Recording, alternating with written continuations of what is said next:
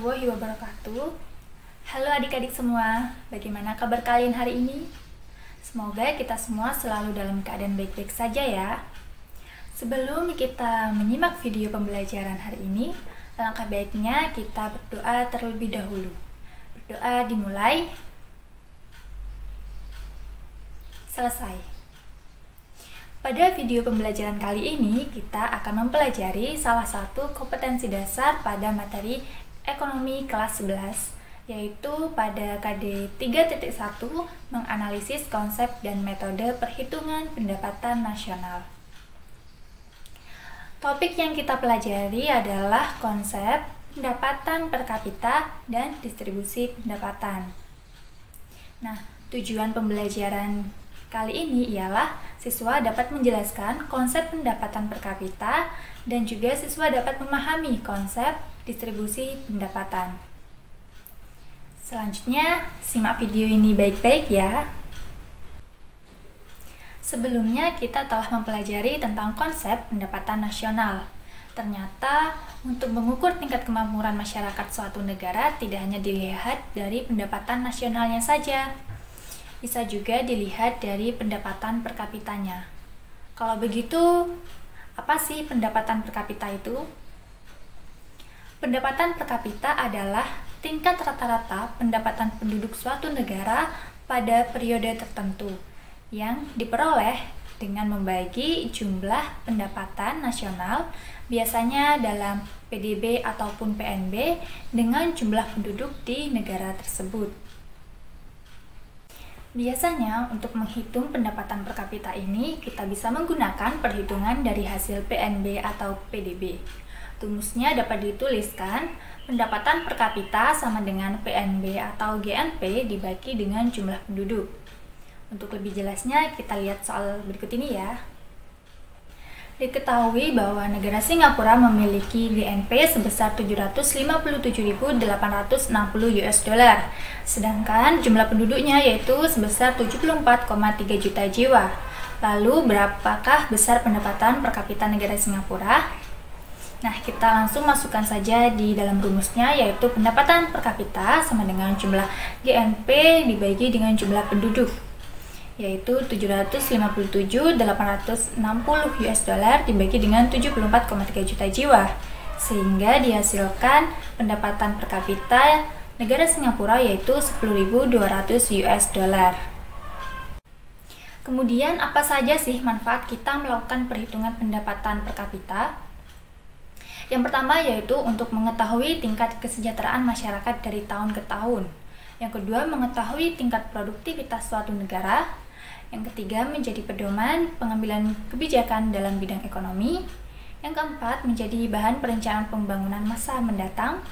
Dan yang kelima, sebagai perbandingan standar hidup di antara beberapa negara. Berikut ini merupakan data yang menunjukkan PDB per kapita Indonesia dari tahun ke tahun.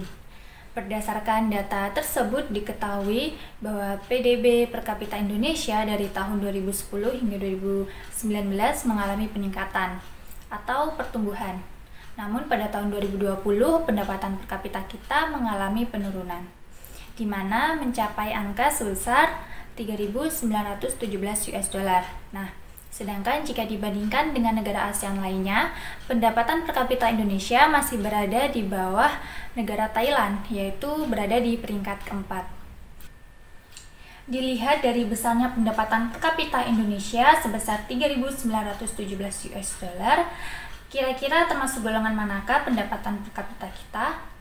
Rendah, menengah, atau tinggikah? Nah, menurut Bank Dunia, klasifikasi untuk mengetahui tingkat pendapatan per kapita adalah dilihat dari jika negara tersebut berpendapatan rendah apabila tingkat pendapatan per kapitanya yaitu sekitar 1.036 US dollar atau kurang. Kemudian, negara tersebut berpendapatan menengah rendah apabila tingkat pendapatan per kapitanya yaitu 1.036 sampai dengan 4.045.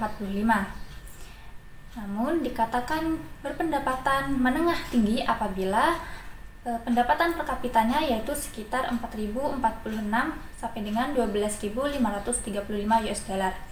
Dan negara dikatakan berpendapatan tinggi apabila tingkat pendapatan per kapitanya yaitu sebesar 12.535 US dollar atau lebih. Nah, dari penjelasan klasifikasi menurut Bank Dunia tersebut dapat disimpulkan bahwa pendapatan per kapita negara Indonesia ini termasuk dalam negara yang berpendapatan menengah rendah karena pendapatan kita berada di antara 1.036 hingga 4.045 US dollar.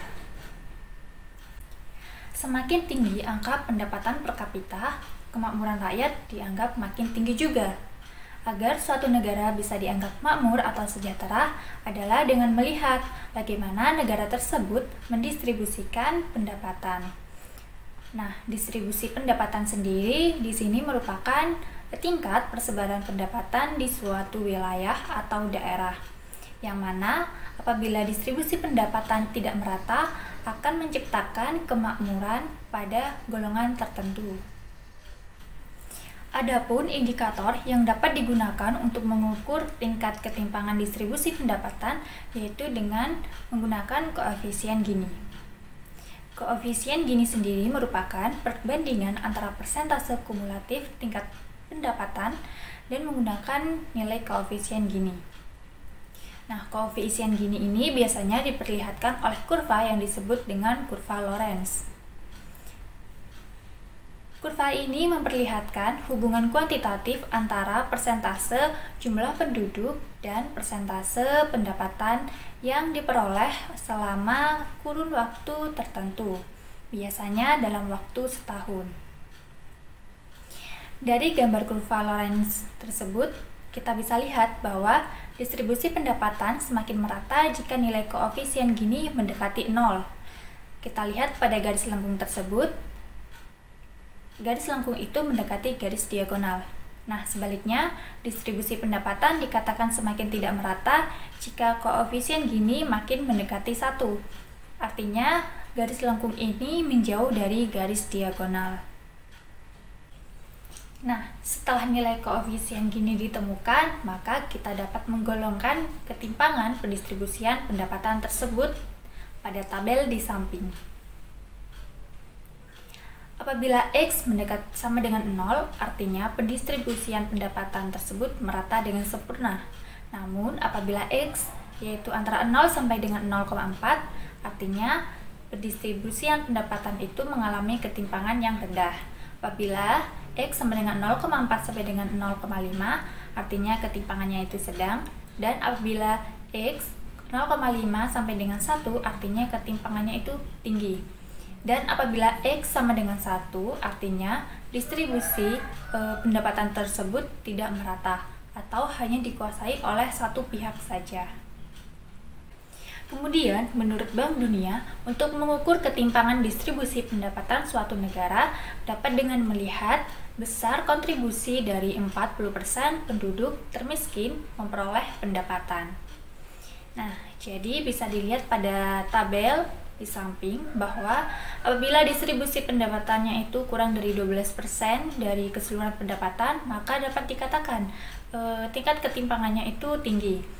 Lalu apabila pendapatannya yaitu sekitar 12 hingga 17%, dapat dikatakan tingkat ketimpangannya itu sedang.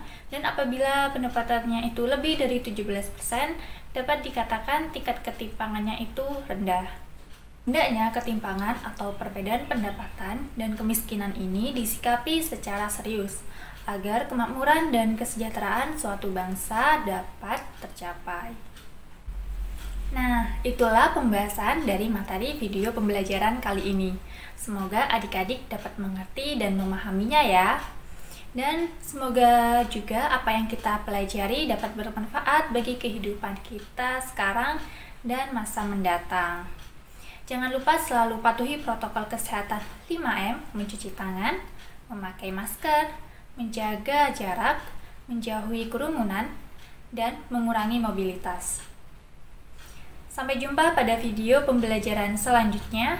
Terima kasih dan wassalamualaikum warahmatullahi wabarakatuh.